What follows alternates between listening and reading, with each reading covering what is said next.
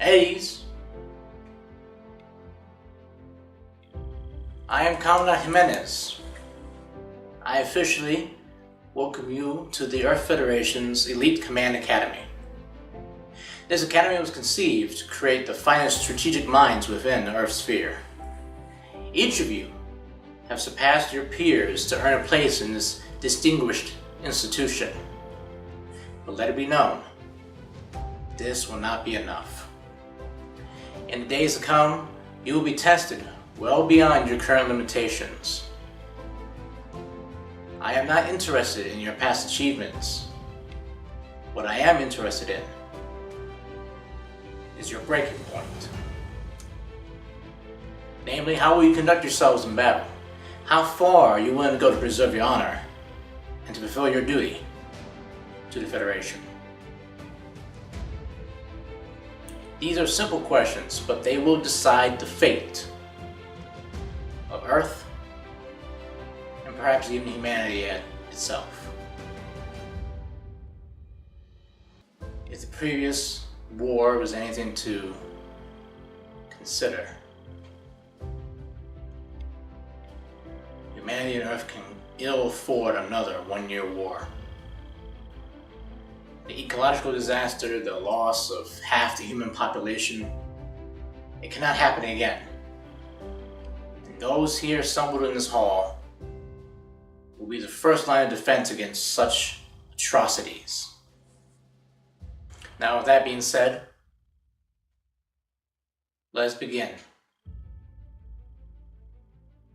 Hello there, folks. So, as you can see by the opening and intro video, I kind of wanted to role play out this playthrough a little bit more than usual. I've noticed a lot of people when they play like Paradox Interactive games, they don't really dress for the part. You know what I'm saying? Like if you're gonna play this, you're gonna play these games, you're gonna role play. You know, at least dress the part. At least that's how I feel about it. With that being said, I'm not throwing any shade at them. You know, it's just easy to wear it in a shirt and kind of just schlub it through and make jokes. But I kind of want to do something a little different. I kind of wanted to play through and role play a little bit. So I won't be doing it consistently, just because the length of these games,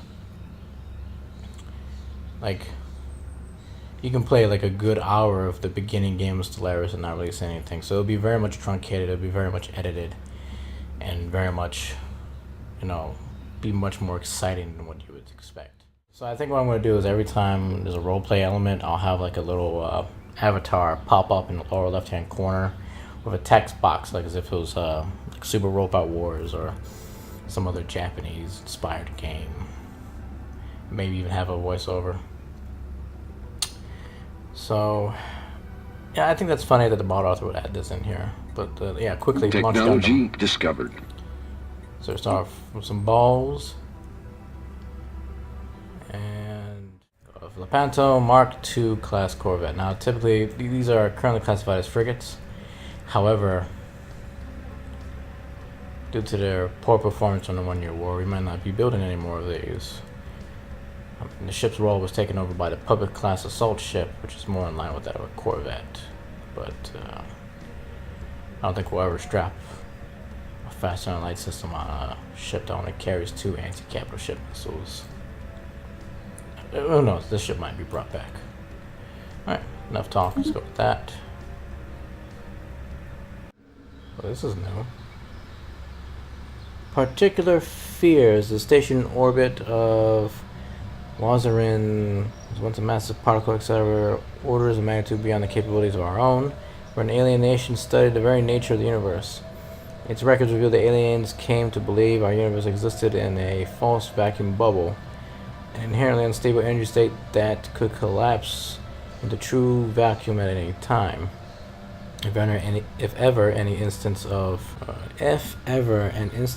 true vacuum came into existence, it would catalyze the conversion of the entire universe into its lowest energy state at the speed of light, destroying everything in existence at an observable but inescapable rate. The station logs indicate the aliens deduce this process could be triggered by extremely high energy concentrations, just like the ones in their massive particle accelerator. They decided to forsake this technology, retreating to simple lives made possible by the bounce. Okay, over time they became the primitive species now found. Oh wow, so they gave... So they gave up that study and became... Oh, okay. Interesting. That's new. I've never seen that before. Our presence in the galaxy has not gone by unnoticed. After successfully translating the language, we established communication with the Stellaris mandate. Diplomatic channels are now open. All hostilities have been terminated.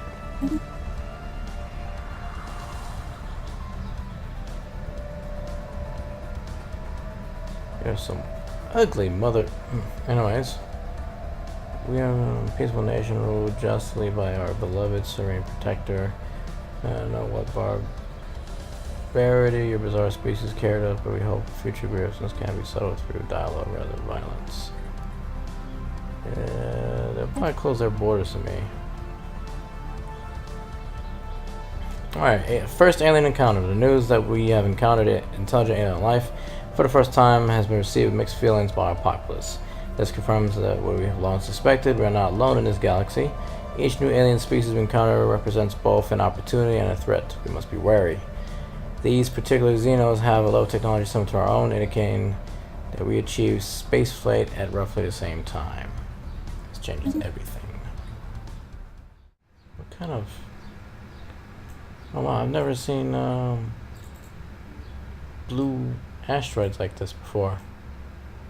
Is it because it's reflecting off of the... It's class F star? Is that what's going on?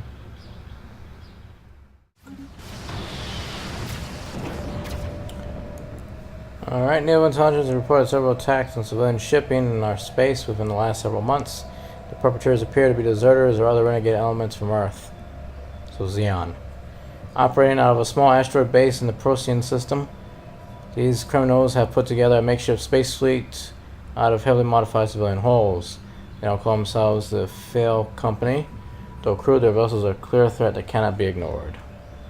Alert all commands. Deploy the fleet. Oh, this is new.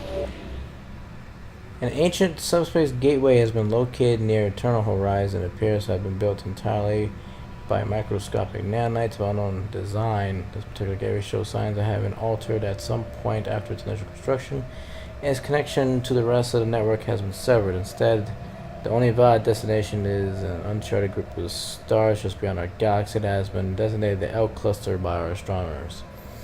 Although the gateway emits a faint power signature, has been deliberately locked with some kind of maintenance loop that prevents its activation.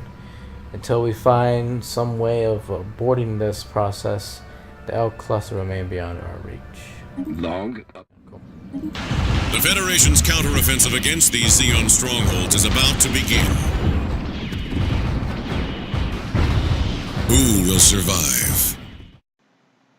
Alright folks, so this is part 1 of my Stellaris playthrough, more like a pilot episode. If you have any suggestions or comments, please let me know in the description below, and please be sure to like, share, and subscribe. I'll check you guys out for part 2. You'll have a great day. Peace.